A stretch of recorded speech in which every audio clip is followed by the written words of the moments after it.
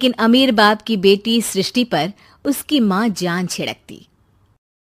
मेरी बेटी कितनी प्यारी है, भगवान सबको सृष्टि जैसी बेटी दे। सृष्टि धीरे धीरे बड़ी होती है। एक दिन सृष्टि की सहेली कहती है, तू दिखने में कितनी अजीब सी है, लेकिन मैं जानती हूँ हम सब में सबसे अच्छी शादी तो तेरी ही होगी। तेरे पापा अमीर जो हैं।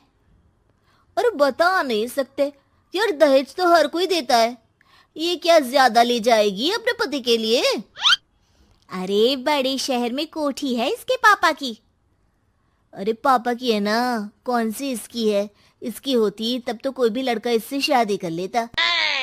अरे पापा की मतलब पापा की है तो मेरी ही है ना? किसने कहा? अब तेरी तो तब होगी ना जब तेरा भाई ना हो। वैसे भी शादी के बाद सारी प्रॉपर्टी भाई के नाम होती है। सृष्टि समझ जाती है कि उसे किसी भी हालत में माँ बाप की सारी प्रॉपर्टी को अपने नाम करना है, लेकिन कैसे? एक दिन सृष्टि का भाई शीनू कहता है, बहन क्या कर रही है? तुझसे एक बात करनी है। अरे हाँ हाँ करना, मैं तो तेरी बहन हूँ। बहन मेरी लाइफ में ना एक लड़की है, बहुत अच्छी है। मैं सोच रहा हूँ माँ और पापा से बात करूँ शादी के लिए। सृष्टि को समझ में आ जाता है कि भाई की शादी होते ही भाभी उसे एक दिन भी घर में बर्दाश्त नहीं करेगी। क्या बात है भाई, बताना कौन है वो? यार वो बहुत अच्छी लड़की है, पढ़ी लिखी है, मेरे साथ जॉब भी करती है। बस एक प्रॉब्लम है। हाँ प्रॉब्लम? क्या प्रॉब्लम है भाई? यार वो शादीशुदा है, लेकिन उसके पति ने उसे सिर्फ इसलिए छोड़ दिया क्योंकि उसके माँ बाप दहेज नहीं दे पाए। सृष्टि ये सुनकर न जाने क्यों खुश हो जाती है। अरे भाई तो क्या हुआ, लड़की तुझे तो पसंद है ना? शीनू को लगता है कि बहन उसे समझ रही है। वो इस बात से अनजान होता है कि उसकी बहन की मंशा पूरा घर हड़पने की है। सृष्टि अपनी माँ से कहती है, मम्मी मुझे तो बहुत चिंता है। पता है शीनू क्या कर रहा है? अरे क्या कर रहा है? वो तो काम पर जाता है और वापस घर आता है। नहीं ना माँ, वो यही तो नहीं कर रहा, बाकी सब कर रहा है। आपको पता है उससे प्यार है, और वो भी एक शादीशुदा लड़की से। हैं? ये क्या हो गया? मैं सोसाइटी में क्या मुंह दिखाऊंगी? अरे तेरे पापा तो यही कहेंगे कि मैंने ही उसे बिगाड़ दिया है। माँ देखो, मेरी बात मानो, पापा पर भी विश्वास करने की जरूरत नहीं है। अब आप ही बताओ, पापा इतनी देर घर के बाहर रहते हैं क्यों? बोलो। अरे बेटा वो तो नौकरी करते हैं ना।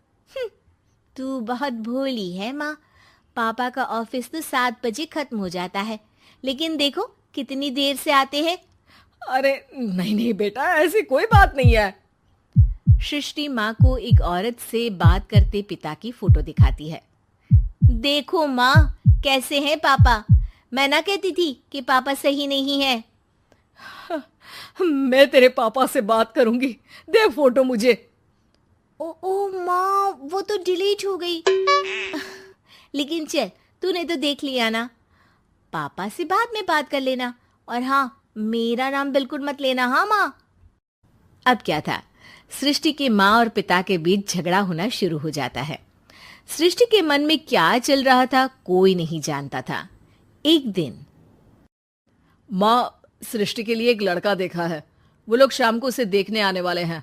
और हाँ माँ, एक खुशखबरी, मैं और पापा मिलकर एक नया बिजनेस ट्राई कर रहे हैं। शाम को लड़का आता है, सांवले रंग का।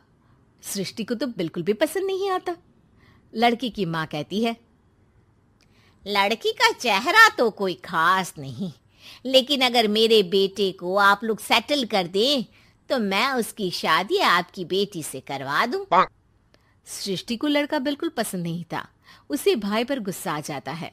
लड़के वालों के जाने के बाद कहती है, माँ देखा शीनू मेरे लिए कैसा लड़का लेकर आया, न दिखाने लायक न सुनने लायक, सेटल भी नहीं, वो भी हम करे। अरे माँ मैं जानती हूँ ये मेरी शादी किसी भी घर में क्यों करवाना चाहता है। अरे कैसी बात कर रही है बहन? तूने तो देखा ना, लड़के को मैंने ही मना कर दिया तुझसे शादी के लिए। जिसने लड़का बताया था उसने उसकी बहुत तारीफ की थी। बात आई गई हो जाती है, लेकिन सृष्टि का मन शांत नहीं होता। क्या करूं, कुछ समझ में नहीं आ रहा। मेरी शादी हो गई तो ये लोग पूरी प्रॉपर्टी शीनू के नाम कर देंगे, मेरे हाथ तो कुछ लगेगा ही नहीं। तभी सृष्टि को आइडिया आता है। वो किसी वकील को फोन करती है। जी देखिए, अगर आपके मम्मी पापा का तलाक हो जाता है तो आपके पिता की आधी प्रॉपर्टी आपकी माँ के नाम हो जाएगी, फिर उसे वो किसी को भी दे सकती है। सृष्टि अब माँ को बेटे के खिलाफ भरती है। माँ, शीनू पर नजर रखा करो, वो जिस लड़की के प्यार में है ना वो शादीशुदा है। यहाँ आएगी, सारा पैसा रुपया जमीन जायदाद सब हड़प लेगी। पापा का भी हाल तुमसे छुपा नहीं है। ऐसा ना हो कि मैं और आप एक दिन सड़क पर भीख मांगे। हे भगवान, मैं तो जीते जी मर जाऊंगी अगर ऐसा हो गया तो। ऐसा हो गया नहीं माँ, ऐसा ही होगा। अभी समय है, आगे का सोच लो। मैं तो कहती हूँ पापा से आधी प्रॉपर्टी लेकर अलग हो जाओ। पापा की आधी प्रॉपर्टी भी हम लोगों को अगर मिल जाती है ना तो अगले 7 जन्म सफल समझो।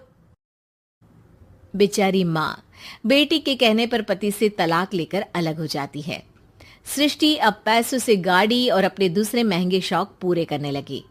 उसके दोस्त भी उसके पैसे इस्तेमाल करते।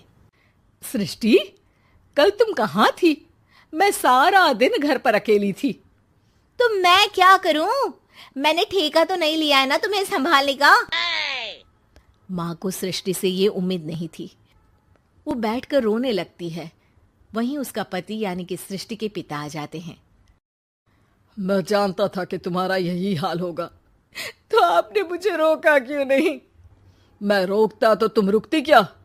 सृष्टि के कहने पर तुमने मुझ पर अपने बेटे पर शक किया, लेकिन तुम ये भूल गई कि कैसे हम दोनों ने मिलकर जीवन में इतना सब खड़ा किया। माँ पति के गले लग जाती है।